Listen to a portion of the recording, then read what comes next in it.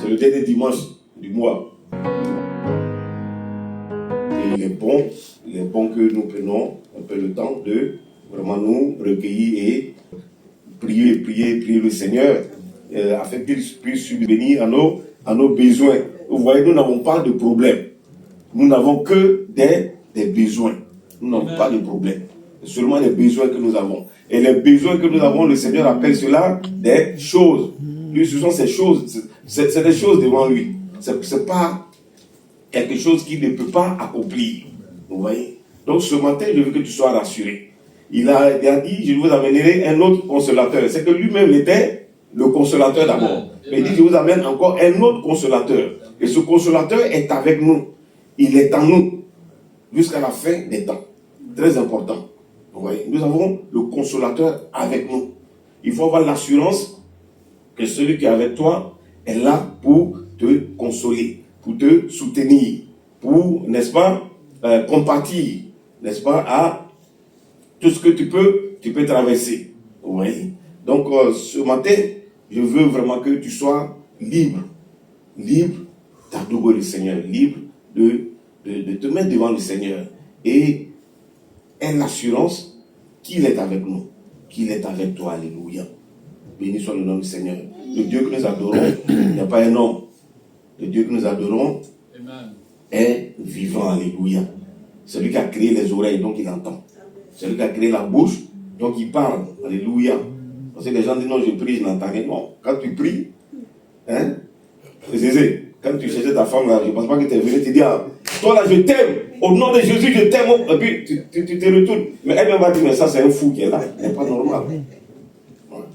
Et souvent c'est comme ça on prie. On et puis on se lève, et puis on a fini, on s'en va. Ah, mais quand tu viens parler, tu attends que la personne aussi parle. Écoute. Vous voyez. Donc la prière, souvent, il y a des temps de silence. Il y a des temps où le Seigneur dit de crier. Il y a des temps où il dit de garder le silence. Vous voyez. Donc quand tu viens, ah, Papa Dieu, tu me plais. Ou quand je te vois passer, en tout cas, quand tu fais tes pas, je suis content. La fille, là, on dirait qu'elle est folle. On dirait qu'elle n'est pas normale. Amen. Donc, quand nous approchons du Seigneur, souvent aussi, quand tu vas devant le Seigneur, tu gardes le silence. Tu gardes le silence. Tu attends qu'il te parle aussi. Oui. Et tu vas voir qu'il va mettre des paroles dans ton cœur. Il va mettre des paroles dans ta pensée. Alléluia. Et cela peut être la réponse à une attente. Ça peut être la réponse à quelque chose que tu désires depuis longtemps. Alléluia. La parole de Dieu dit que le Seigneur parle tantôt d'une manière, tantôt d'une autre. Ça peut être dans un songe. Ça peut être ici, dans la prédication. Ouais. Ça peut être au travers du groupe musical. Un cantique qu'on donne pour dire son nom est Jésus, il vient pour te consoler. Parce que certainement, toute la semaine, tu as prié, tu avais des soucis. Et tu entends un cantique comme ça, tu te dis, ah, ok, voici ma réponse. Il dit qu'il est venu pour me consoler. Alléluia. Voilà. Donc, voilà comment ça se passe. Parce que si tu ne fais pas cela, que tu vas te confier à un prophète, ah, il va te contrôler. Hein. Voilà. Parce que c'est ce que tu veux entendre là qu'il va te donner. Voilà. Moi, j'ai entendu un témoignage hier, vraiment, ça m'a choqué. J'étais vraiment choqué. Tu vois. La dame est mariée à son mari depuis longtemps. Ils ont des enfants. Et le premier, je crois, il est au collège, en 5e. Et ben, le monsieur allait voir le pasteur, il a dit, mais les soi-disant prophètes là, ah vraiment, je n'ai pas de chance, depuis que je suis marié, il n'a rien de voir dans ma vie. Lui, il a conclu tout de suite. Parce que, par observation, tu peux donner une réponse à quelqu'un. Hein? Voilà. Par observation, ou bien par, bon, j'ai entendu, tu vois, si il voit papa, il fait trop comme ça, le Seigneur me dit que tu es trop agité. Mais c'est une observation. En fait, maintenant, tu mets le nom de Jésus dans le nom, il a dit, ah, frère, moi, le Seigneur est en train de me dire que la femme là, il faut la laisser. Vous voyez comment c'est cruel. Vous voyez comme ça m'a tellement choqué. C'est cruel. Cette femme-là qui a des enfants, et lui, il a gardé les enfants, hein, et il a renvoyé la femme. Imagine-toi quelque chose comme ça. Une femme qui a passé du temps avec son mari. La chance ne dépend pas de quelqu'un. Non, je n'ai pas de chance. Tout ce que j'entreprends, ça ne marche pas. C'est depuis que je me suis marié. Donc, il a gardé les enfants. Vous voyez comment c'est choquant. Donc, c'est cela, tu vois, on insiste sur la parole de Dieu. Amen. Il a dit à Josué, il nous a tous dit, il dit, si tu médites la parole jour et nuit, c'est alors que tu auras quoi? Du succès. Ce n'est même pas dans la prière. Il n'a pas dit que tu pries chaque jour, tu auras du succès. Il n'a même pas dit ça. Mais tant que tu es dans la parole, tu médites la parole, tu obéis à la parole, le succès suit. Parce que tu es obéissant. Un enfant obéissant, quand il va devant son père, il ne demande pas beaucoup. Quand il dit seulement, le papa fait parce qu'il sait que lui là, tout ce que je dis là, il fait, il est obéissant. Il ne va pas me tromper. Quand on dit fais ça, il fait. Mais quand tu viens de pardon, papa, pardon, s'il te plaît, pardon, tu prends jeune, pardon. Ah, mais c'est que le papa même, comment? Il est trop mauvais. Mais Dieu n'est pas aussi méchant, frère. Hein? Mais parce que, comme elle a dit ce matin, c'est l'obéissance. Vous voyez que l'obéissance, là, va ouvrir beaucoup de portes. Tu vois. Et l'obéissance, là, va attirer l'amour du Seigneur. Nous allons voir ça tout à l'heure. Tu vois. C'est lié à l'obéissance. Ouais. Donc, nous allons prendre un moment pour prier. Alléluia. Nous prenons le psaume 23. Psaume 23, verset 1, nous dit quelque chose de très important. Tout le monde connaît ça. Hein? L'Éternel est mon berger, je ne manquerai de rien. Ok, tu mets un point ici, là. Tu peux prêcher sur ça toute la journée. Parce que tout ce qui vient après, l'Éternel est mon berger, là, tout ce qui vient après, là, dépend de cette phrase. L'Éternel est mon berger. Mon là est très important. Mon là, c'est un article, comme on appelle ça, possessif. Ça veut dire que c'est quelque chose qui m'appartient. Mon enfant, ma femme, mon berger. Tout découle d'ici. Parce que tant qu'il n'est pas ton berger, tout ce qui est en bas là, c'est vain. Ça ne sert à rien. Mais comment tu sais qu'il est mon berger? Parce que ce n'est pas toi qui l'as choisi, c'est lui qui t'a choisi. Il a dit, Dieu nous a tant aimés qu'il a donné son fils. Donc c'est lui-même qui a fait l'élection, qui t'a choisi. Maintenant, comment sais-tu qu'il est? Il est ton berger. Quand on parle de berger, c'est qu'il y a des brebis. Donc, il faut voir les caractéristiques, ou bien le caractère, ou bien qu'est-ce qui fait d'une brebis, qu'est-ce qui définit même la brebis. Cette première phrase-là est essentielle à tout ce qui va venir.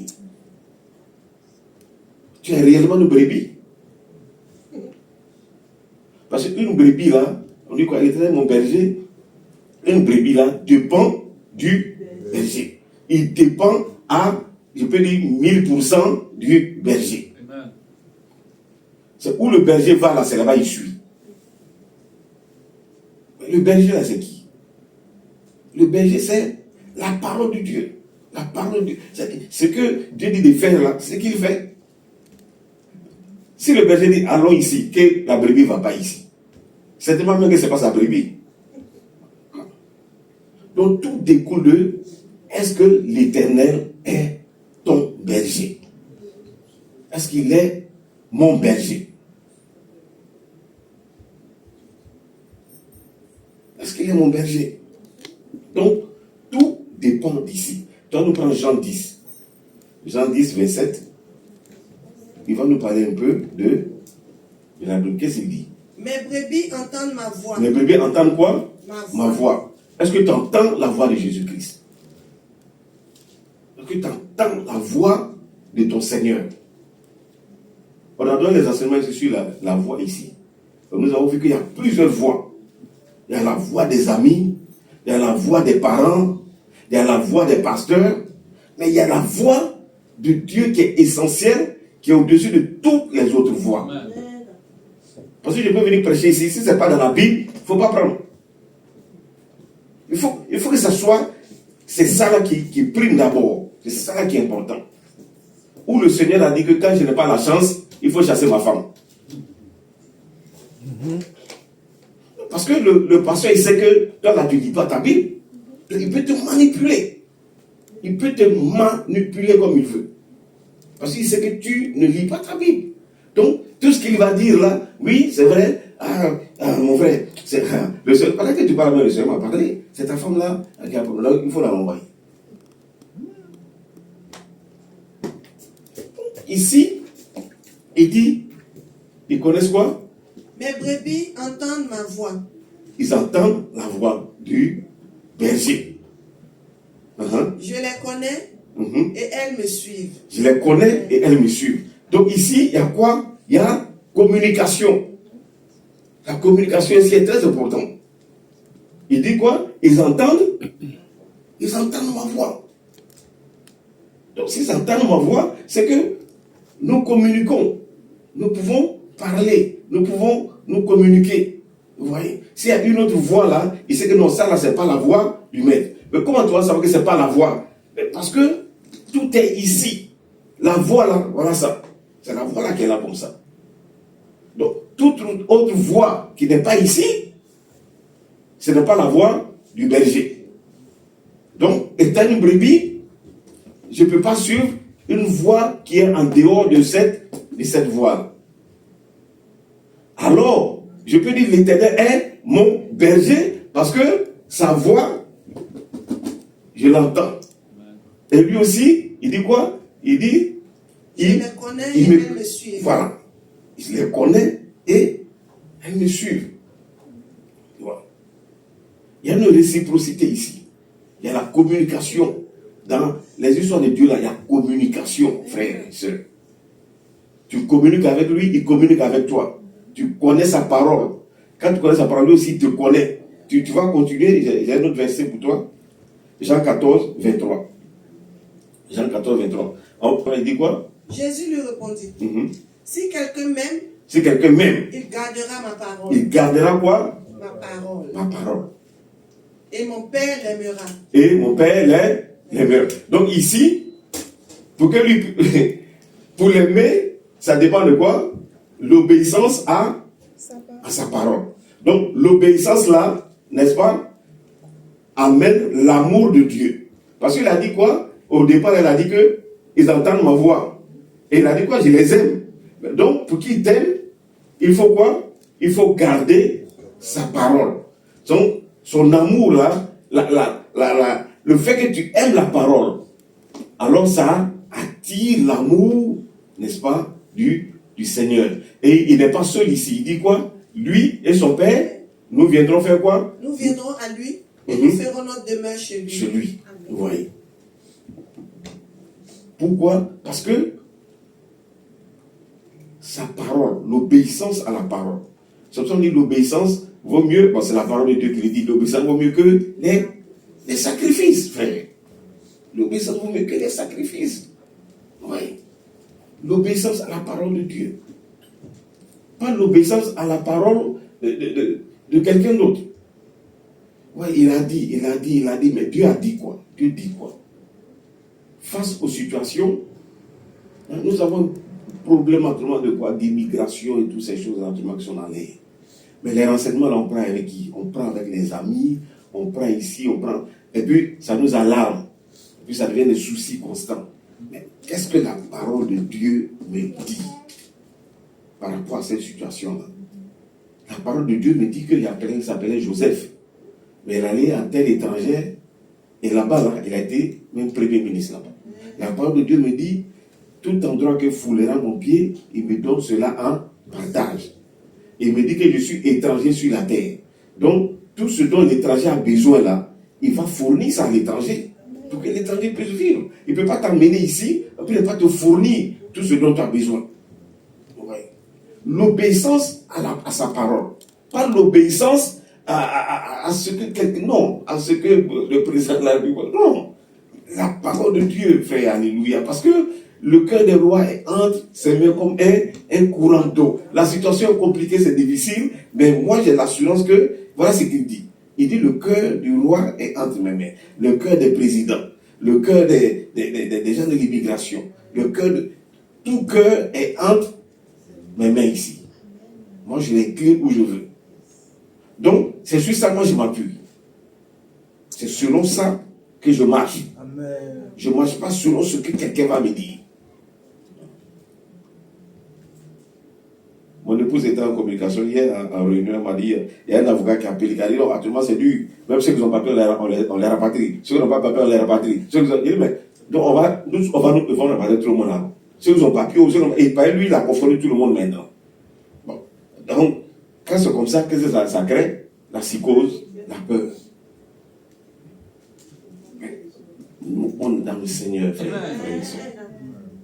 On est dans le Seigneur. Les scènes qu'on voit, tu te dis, mais tu programmes que ça ne va pas m'atteindre. Non. Parce que tu as dit, tu mettras la différence entre ceux qui t'adorent et ceux qui ne t'adorent pas. Tu l'as dit. Donc, ici, l'Éternel est mon berger. Alors, si tu aimes sa parole attire, n'est-ce pas, son amour. Et cet amour-là fait qu'il vient maintenant quoi?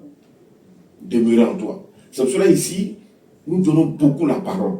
La parole, la parole. Parce que si tu connais la parole, personne ne va te tromper. Personne.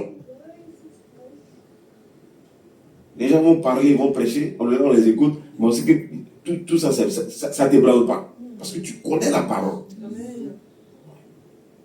Donc, l'Éternel devient ton berger à partir du moment que sa parole demeure en toi. Et quand sa parole demeure en toi, alors il demeure avec toi. Alors maintenant, quand tu traverses quoi? L'ombre de la vallée de la mort. Mais ici, il dit quoi? Le mot là, c'est traverser. Il n'a pas dit que tu demeures dans l'ombre de la vallée de la mort. Il a dit quand tu... Qu'est-ce que tu traverses? Ça veut dire que tu commences à un point A pour aller à un point B. C'est-à-dire où tu vas là, tu vas arriver. Amen. Pourquoi? Parce que tu connais sa parole, il est ton berger. Et le berger là ne va pas permettre que quelque chose touche à ses brebis. Donc, point A à point B. C'est pour ça que le mot traverser est important. C'est le point dit, si je demeure dans l'ombre de la vallée de la mort, je suis mort. Mais dit, je traverse. Donc, je traverse des situations. L'ombre de la vallée de la mort là, ce sont des situations. C'est pas une vallée physique, c'est pas une ombre physique de la mort. Non, ici là, c'est les soucis, les inquiétudes et toutes ces choses-là que tu peux avoir. Mais il te dit quoi? Tu vas arriver au bout parce que, comme il est ton berger, il a dit, car tu es avec moi. Quand je donne l'homme la vallée de la mort, je ne crée aucun mal, car quand je traverse l'administration qui met les gens dehors pour attraper les gens, je ne crée aucun mal parce que car il est avec moi. C'est vrai. Sinon, ils sont là, la 116, à Tchanaton, tu as attrapé les gens là-bas. Mais tu es là, frère. Donc dis-toi que quelque part, quelqu'un est avec toi. Amen. Et que c'est une traversée. C'est un moment. C'est un moment des épreuves que tu traverses, mais tu ne fais que traverser. Alléluia. Anna, tu traverses, tu t'en vas. Tu ne restes pas là, tu ne demeures pas là. C'est pour ça que j'aime les Nigériens, ils disent que no condition is permanent. Ah, bon, c'est pas comment on dit ça bien en anglais, Igbo là. Voilà. No condition are permanent. Tu vois, c'est pas permanent. Donc, il ne faut pas voir ta condition comme oh, c'est fini. Tu vois. Et ça amène le désespoir. Mais nous ne faisons que traverser l'histoire. Donc, la première prière que nous avons faite, nous allons baisser nos têtes. Quelle vallée tu traverses? Quelle vallée de difficulté tu traverses? Le Seigneur dit, tu es en train de faire quoi? La traversée.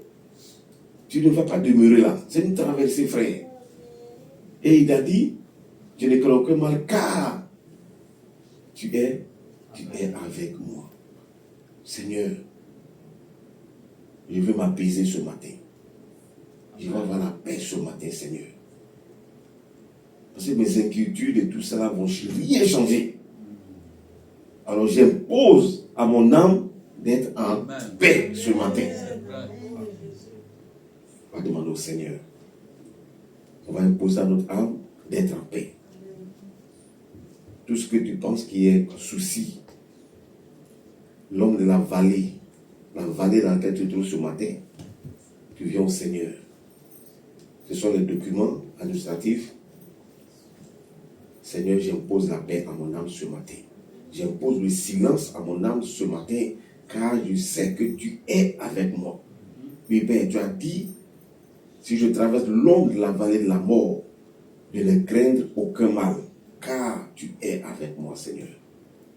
Ta présence me rassure ce matin, Papa. Oui, Seigneur, je rentre en moi-même ce matin et je te rends grâce de ce que je ne suis pas seul, de ce que tu es avec moi. Est-ce le mariage? Est-ce l'enfantement? Est-ce les documents? Amen. Seigneur, vis-à-vis de la vallée que nous traversons, Seigneur, nous sommes rassurés ce matin. Nous avons l'assurance que tu es avec nous. Alors, l'inquiétude prend place en moi, Seigneur. Je ne doute point, Père éternel, que tu es avec moi. Car tu me rassures ce matin. Seigneur, quel que soit l'homme de la vallée de la mort, tu es là. Que ton nom soit béni. Que ton nom soit loué, que ton nom soit glorifié. Au nom de Jésus. Amen. Amen. Béni soit le nom du Seigneur. Nous allons prendre Jean 14, verset 1. Nous dit quelque chose ici très important. Amen. Amen. Que votre cœur ne se trouve point. Il dit que votre cœur ne se point. Croyez en Dieu. Croyez en Dieu. Croyez en moi. Et croyez en moi. Alléluia. Donc ici, il apporte une assurance ici. Mais l'assurance là, quand vous regardez bien le verset, il dit que votre cœur ne se trouble point. Maintenant, il dit croyez en Dieu et croyez en moi. Donc ici, il donne une double assurance. Alléluia. Il y a une double assurance ici qui est donnée. Croyez en Dieu, croyez en moi. Que votre cœur ne se trouble point. Parce que vis-à-vis des réalités, tu peux être troublé. Mais nous, étant chrétiens, nous ne vivons pas dans la réalité. Nous vivons dans la vérité, frère. La vérité est au-dessus de la réalité. La vérité surpasse la réalité. Aujourd'hui, il est dit quoi? Ils ont dit quoi? À 11h. Que c'est à 11h à 1h qu'il allait avoir la neige là. Mais à 7h déjà, ça venait. La réalité, on peut regarder, tout est beau, il y a le soleil, et puis il pleut. Donc la réalité ne doit pas définir, ou ne doit pas être au-dessus de la vérité de Christ. Alléluia. Amen. Oui. Mais la vérité de Dieu est au-dessus de la réalité, frère. Donc c'est pour ça ici, il donne une double assurance, frère. Il dit, croyez en Dieu. Mais croyez en Dieu, ça veut dire quoi? Tu connais les capacités de Dieu. Tu sais ce que Dieu est capable de faire. Tu sais que c'est lui qui t'a créé et qui t'a formé. Parce que quand tu regardes la Genèse, il a créé d'abord, et puis ensuite il nous a formé, il nous a donné un corps. Oui, très important. Jésus-Christ a dit, tu n'as voulu ni sacrifice et tout ça, tu m'as créé et tu m'as donné un corps. Tu as formé un corps. Donc, on est esprit d'abord. Donc, c'est ce qui est de l'esprit là, c'est ce qui doit nous motiver, c'est ce qui doit nous intéresser. Qu'est-ce que la parole? La parole est esprit et vie. Et moi, je suis esprit. Donc, c'est l'esprit là qui doit caractériser, qui doit être au-dessus, qui doit primer tout ce que je fais. Qu'est-ce que Dieu dit? C'est ce qui est important. C'est pas ce que la réalité des yeux voient. Il y a un certain de Dieu qui a prêché ici dimanche. Je pense que c'est Papa Dakouri. Il a dit, Géasi a dit à son maître, il dit, mais il y a une armée dehors.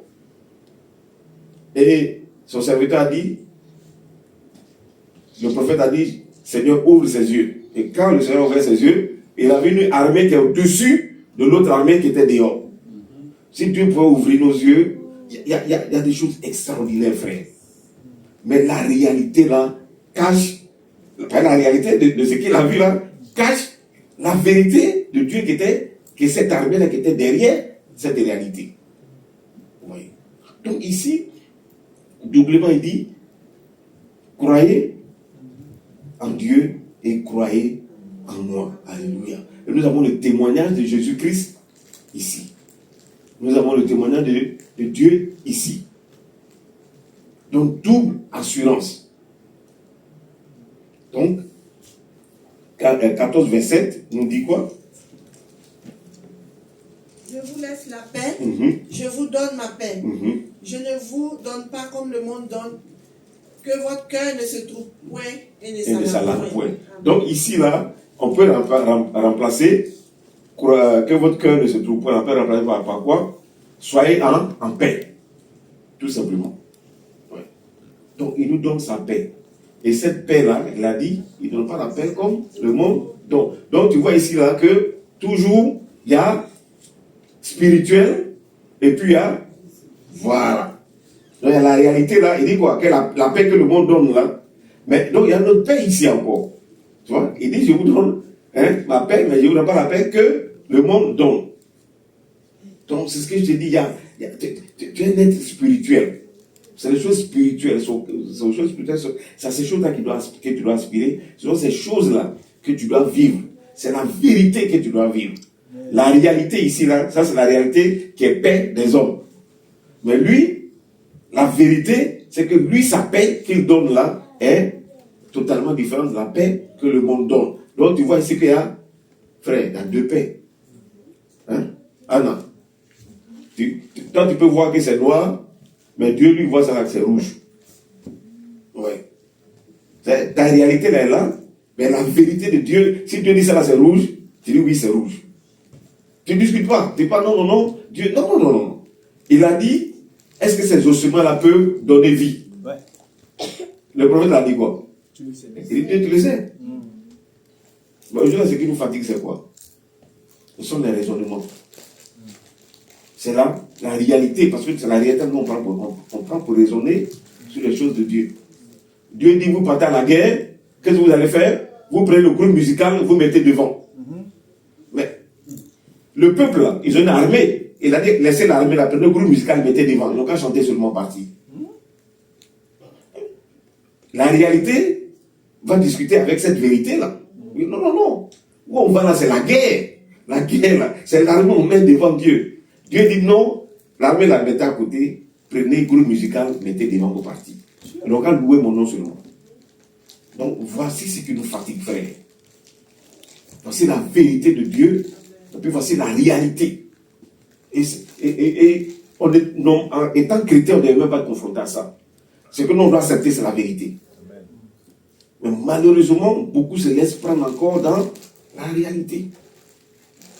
Ah bon, c'est vrai, hein? Ça c'est vrai, mais ce qu'on voit, ce que je vois là. Mais tu vois l'armée devant, mais Dieu lui voit rien devant. Donc ce matin, je veux que tu acceptes la vérité de Dieu, frère, qui est la parole de Dieu.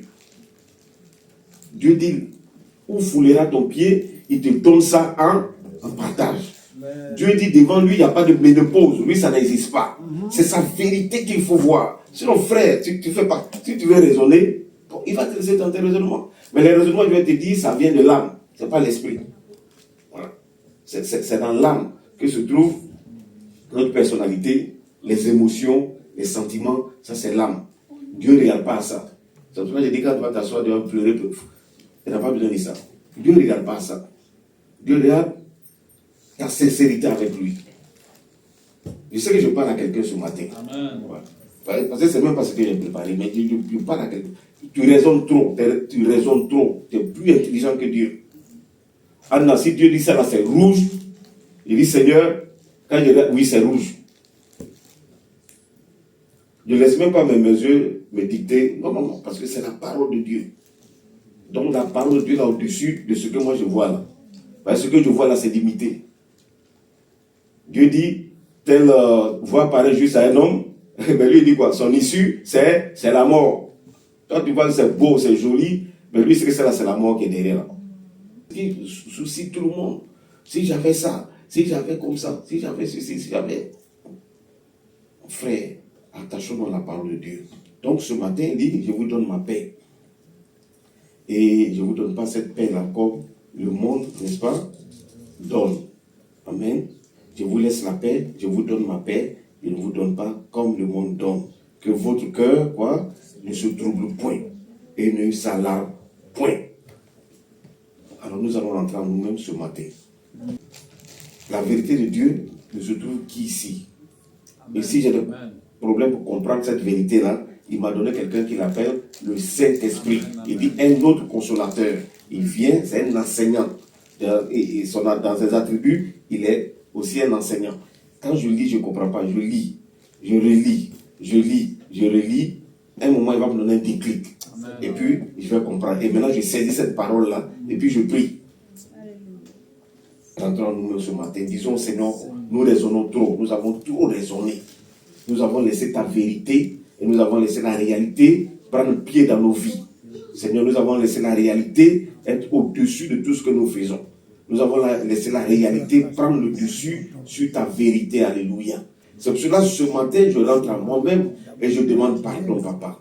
Parce que, Père, longtemps, Seigneur, j'ai raisonné. Longtemps, Papa, j'ai polémiqué.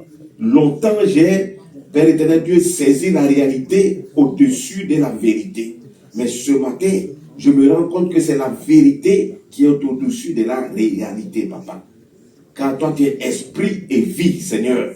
Et ce que tu dis est la vérité, Papa. Ce matin, j'éloigne tout ce qui est raisonnement au nom de Jésus. Sois béni, Papa. Sois loué, sois glorifié. Au nom de Jésus. Amen. Alléluia. Merci, Seigneur. Bien.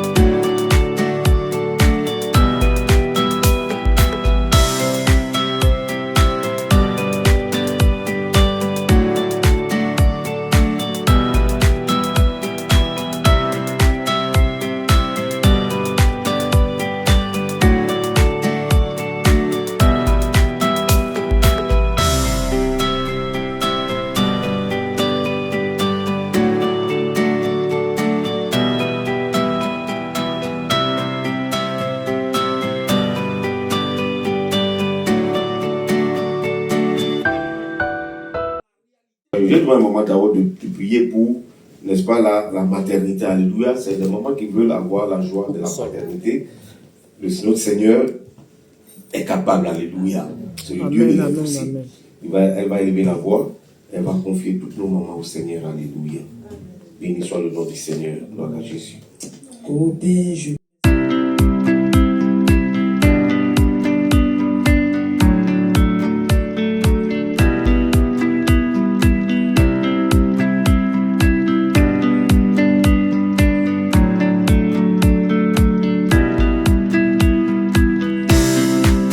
Amen, alléluia. Béni soit le nom du Seigneur. Gloire à Jésus. Nous rendons grâce au Seigneur.